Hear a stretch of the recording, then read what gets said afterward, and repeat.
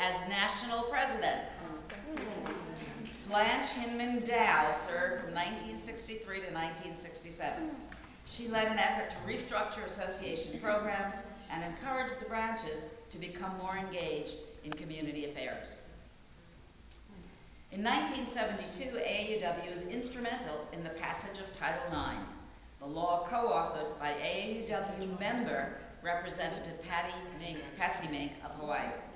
The law prohibits sex discrimination in schools receiving federal funds, and we are still working today to protect that law.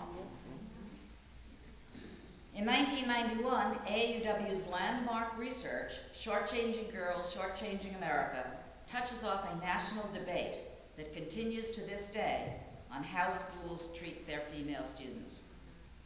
And in 2009, AAUW is instrumental in the passage of the Lilly Ledbetter Fair Pay Act. Our lobbying efforts were so critical to this important legislation that our Executive Director, Linda Hallman, and our Public Policy Director, Lisa Matz, were given front row seats at the White House for the signing of the law. And while we were not successful in getting the Paycheck Fairness Act passed this year, we are not giving up. And we are driving the coalition to work to promote this legislation. In fact, and I have to tell you the story, the morning after the Paycheck Fairness Act failed, Lisa Matz, who's our Public Policy Director, gets a call from the White House. They're having a post-mortem conference, would she please attend? You know, she had a busy day, so she said, sure. But, you know, she wasn't really sure she was going to go or not. Later in the day, she gets a call, we really want you to come.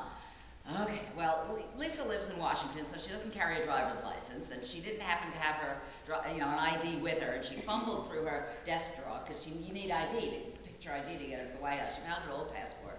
She didn't even have a jacket on. She just ran off, what she was wearing to the White House.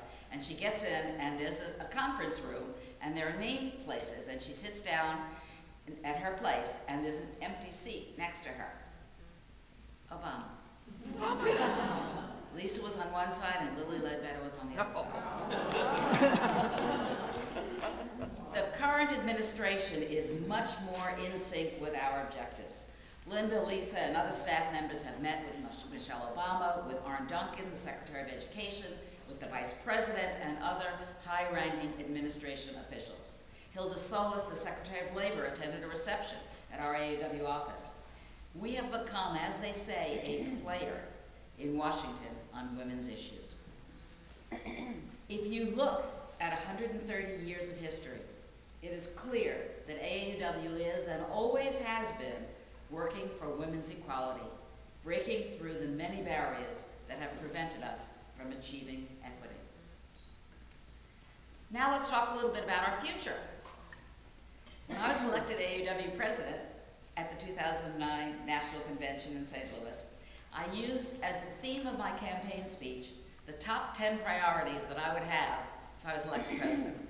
I actually go back and refer to them from time to time and review them with staff, and we're making some progress. But what I thought I would do with you tonight is share with you my top 10 dreams for things that I would like to see in my lifetime.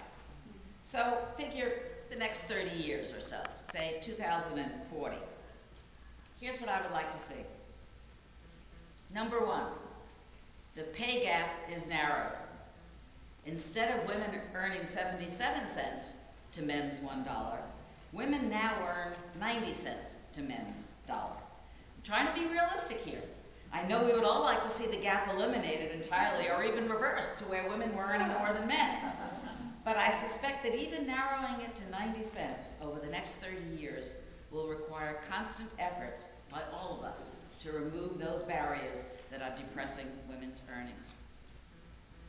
Number two, in 2040, there will be 75 chief executive officers of Fortune 500 companies. That may not sound like very many. How many do you think there are now? All right, the answer is, in 2011, there are only 11 CEOs of Fortune 500 companies, down from 15 in 2010. You know, when folks first started looking at these statistics in the 1980s, I understood it totally. I went back to school 18 years after my bachelor's degree to get an MBA because I saw what was happening in the large corporations that were my clients. At the time, I was the oldest female MBA that I knew. There just weren't enough women in the pipeline to grow into those C-level jobs. And those who were in middle management at large companies were then, and still to some extent now, concentrated in staff functions like personnel or law or finance. They weren't in the line management positions with profit-making responsibility that provide an opportunity to demonstrate the skills necessary to run a company. Linda Hallman, our executive director, was part of an executive task force on women in the economy convened recently by the Wall Street Journal. They examined the barriers in education, workplace culture and practice, and societal factors that hinder the advancement of women. The task force made lots of recommendations, but I'm afraid there was no follow-up built into the process. So we can only hope that at least the 200 women leaders who participated in the forum will go back to their jobs motivated to help bring about change. Number 3, in 30 years, there will be a totally gender-balanced Congress. You can dream, right? Right now, women represent only 17% of our senators and representatives.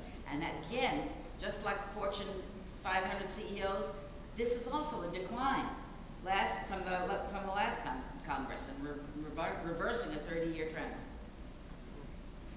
I don't care what party they're from, whether they are Democrats or Republicans or some other party. AAUW is officially nonpartisan. We never take positions on candidates, only on issues. And I have to admit that even I don't always agree 100% with every position we take on every issue. But that's okay, because the overwhelming majority of positions we take support removing educational and economic barriers for women and girls, and I'm 100% on board with that. Number 4, my grandchildren were able to graduate from college without being in debt from high-interest student loans that were likely the only ones available to them. Number 5, women will earn 50% of the doctoral degrees in computer science, engineering, and physics. Currently, they earn about half of the degrees in the biological sciences, 1/3 of the degrees in earth science, chemistry, and mathematics, but only 20% of the degrees in computer science, engineering, and physics, which tend to be higher paying fields. Number 6, there will be 5 female Supreme Court justices, ensuring that women are treated equally under the law. One of our current Supreme Court justices believes that women aren't covered by the Equal Protection Clause because they are not specifically mentioned as a protected class in the Constitution. Number 7, girls and boys will no longer suffer from bullying or sexual harassment that goes ignored or unpunished by responsible institutions. It's probably not realistic to expect bullying to disappear, but parents, teachers, and administrators at all levels will be trained to enforce policies that discourage it. Number 8, AAUW will be cited in the press more often than any other organization on stories about gender equity. We're starting to make some progress here, especially in the Washington, D.C. area.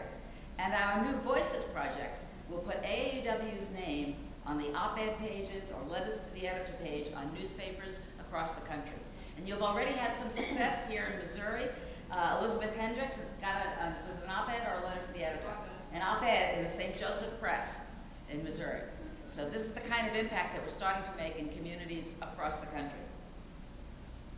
Number 9, AAUW membership will triple. Let's do a little demonstration here, and some of you have heard me do this before. It's one of my favorite things. Stand up if you have a daughter who is eligible to join AAUW. A daughter. Stand up if you have, did I say a dog? Stand up if you have a daughter. Daughter-in-law, yeah. Who is eligible to join AAUW. okay? Remain standing if your daughter is a member of AAUW.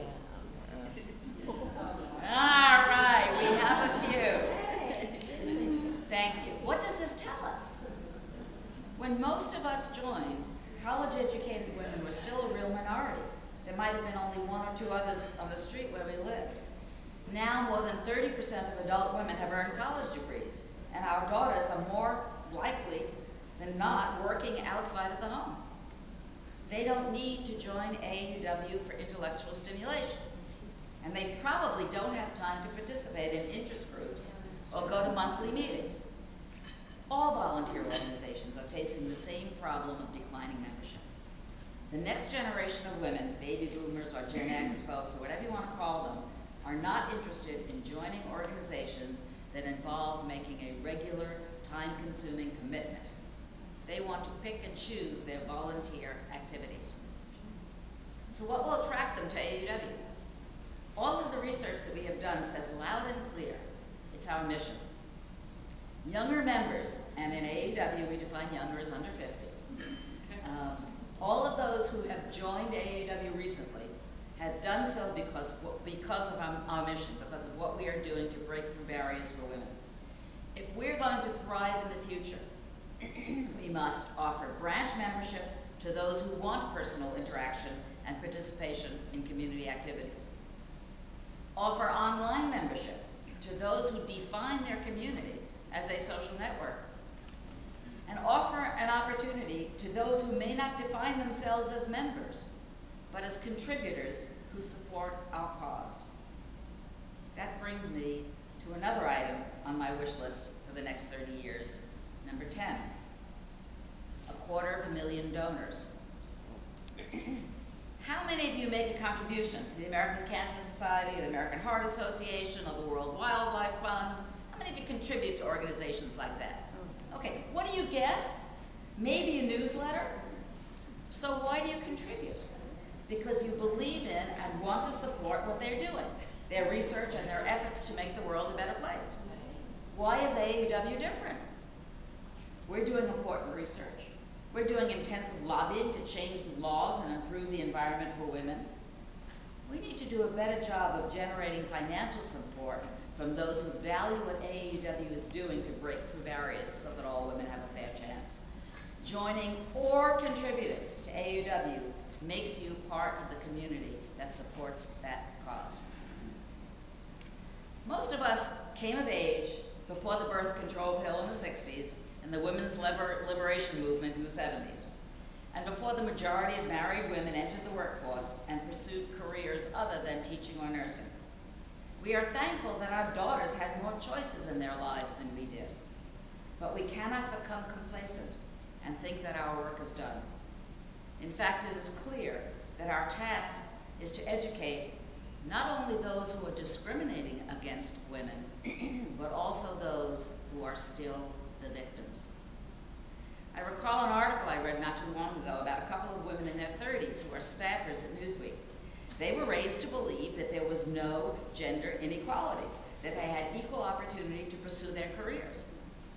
So when they encountered promotional barriers in the workplace, they thought it must be personal, something that they were doing wrong. They didn't understand that there is still systemic bias, much of it cultural, that continues to create barriers for women. As I read this speech over, trying to decide how to close it, I realized that it all sounds so negative.